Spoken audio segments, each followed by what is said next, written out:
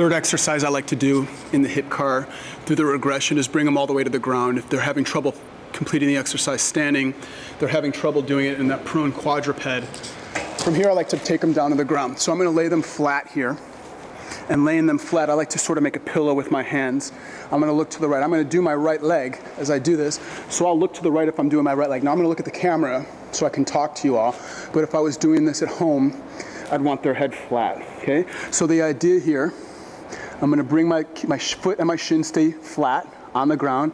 I'm going to bring my leg out to the side. I'm roughly at about hip height as we do this. So I'm going to bring it out to the side. I'm going to lift my foot up over my knee. I'm going to squeeze my body, lift my knee up off the ground.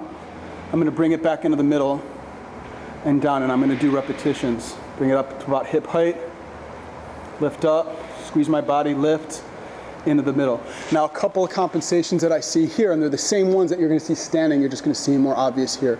The first one is, if I bring my hip up too high towards my hip, if I bring my knee up to hip height, this is as high as I can get with my foot, and my foot's not fully over my knee. So if I lower my knee less than hip height, notice how much more I can get my foot up over my knee. Okay, so that's one compensation. If you can't get your foot up over your knee when you're up here, your knee might be too high towards your hip. The second piece, if my knee is too high and as I start to lift, I might dump into my thoracolumbar junction here, and I don't really want to dump into my thoracolumbar junction.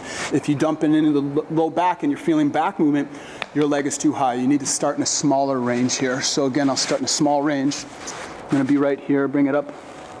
Going to lift, going to squeeze my body, engage the whole body, lift my foot, bring it back into the middle. The last compensation that I'll see, especially on the ground, is this elbow. My left elbow, as I'm lifting my right knee off the ground, my left elbow will also lift. So again, it'll look like this if you can see my left elbow. I bring it up to the side. My foot comes up over my knee. I'm going to squeeze my body. I want to lift. A lot of times what you'll see is this type of thing, where the arm also comes up in the middle. If that's the case, tell them to squeeze their body.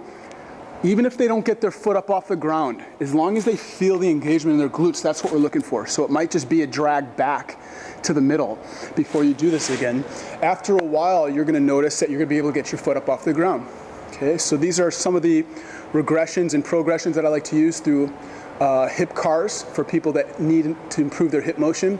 There are a bunch of other things that I like to do as well, but this has been pretty powerful for me. So hopefully this spurs some discussion.